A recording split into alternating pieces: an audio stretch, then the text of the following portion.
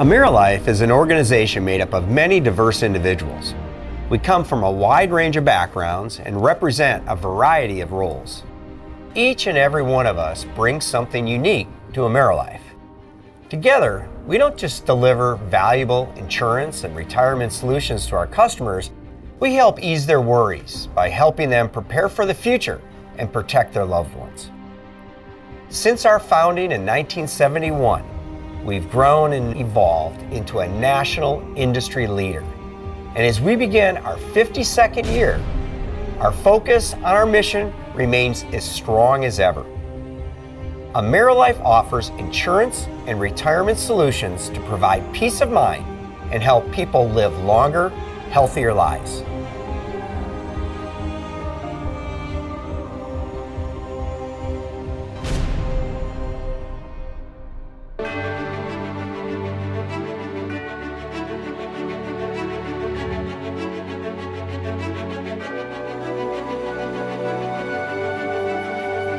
Hall of Fame winners succeed by consistently demonstrating AmeriLife's mission, its core values of honesty, excellence, accountability, integrity, and courage.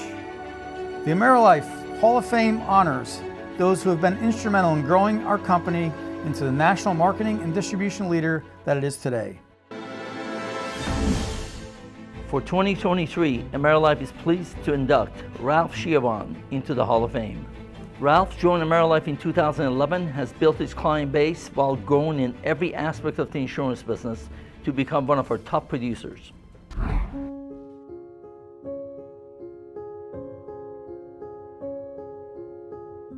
When the recession hit in 2008, I had to sell my North American Van agency and had to reinvent myself at 63 years old.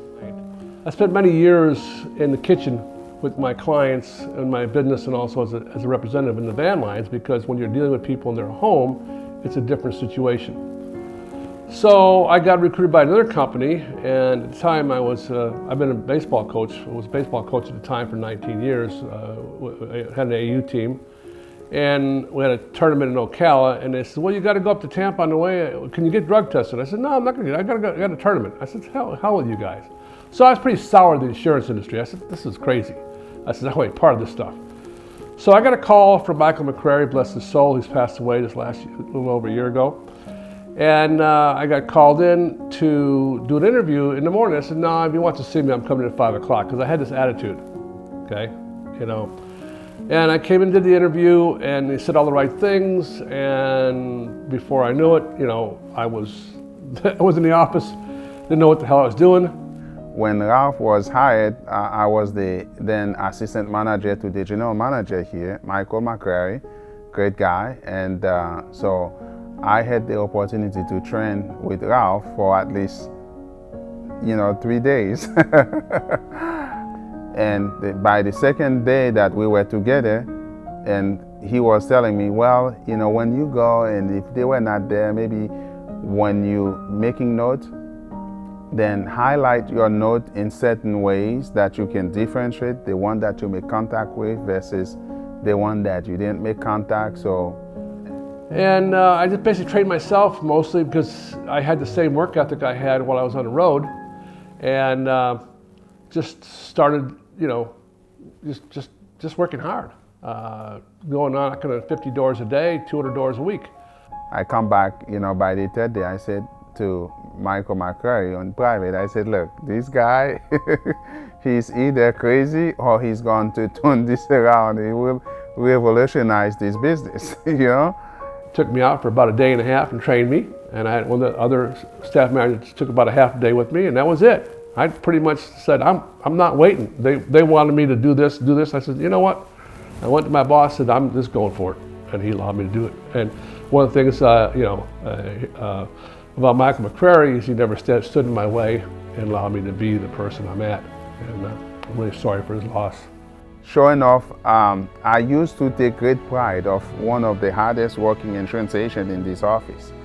And Ralph come in after a few months he's been in it, and I realized, no, I got some competition as far as being the hardest working person in the office.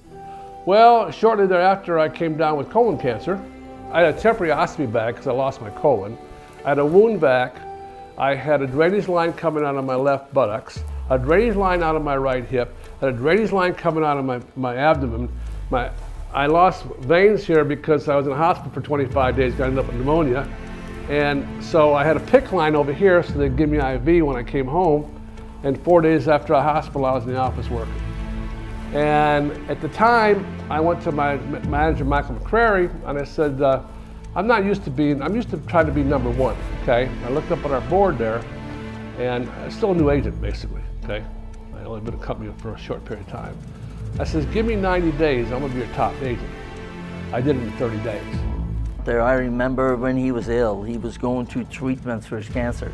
And he was out there right after treatment, working until 5 or 6 or 7 or 8 o'clock, you know, taking care of his clients. I don't know many people that work that hard and accomplish, you know, what he did, but I can tell you he deserves everything that's come to him, and I certainly appreciate everything he's done for us.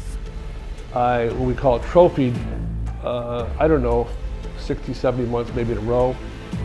I've double qualified for the President's Club every year. I've been with the company a full year except for the year of COVID, which is just missed. And I've achieved every goal that I ever wanted to set with the company. And I pretty much use the same work ethic I did when I was running the road. Basically, when you're gone, when you're away from home, you work. Like I said, I didn't want to become an insurance agent, basically. I was negative about it to begin with. Got into it and enjoyed being with people, enjoyed knocking on doors, basically, if you could believe it, because I like to associate with people. It was a natural transition from working at the table in the moving and storage industry, because I'm back at the table, and as an insurance agent. So that transition was not too difficult. Basically, an agent with AmeriLife, you're 1099, you're basically in business for yourself anyway. You get out of what you put into it, like anything else in life. And he will go anywhere at any time and do whatever it takes, okay, to make his clients be successful and him to be successful. So part of my secret sauce is my time management and how I manage my time.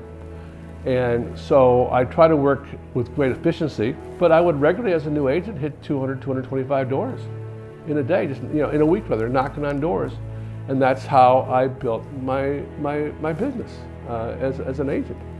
He has the work habits of a crazy man. That's all I can say. He's a tremendous asset to us, so deserving of being in the Hall of Fame. The most satisfaction Ralph have when he can help to people. This is the biggest part of his profession. Ralph, I'd like to congratulate you on getting into the Hall of Fame. It is a huge accomplishment, a lifetime accomplishment. You've done it in a number of years that you've been here. I wish you nothing but success now and in the future. Ralph, can't thank you enough for all you've done. Congratulations. This is our new home that we're building.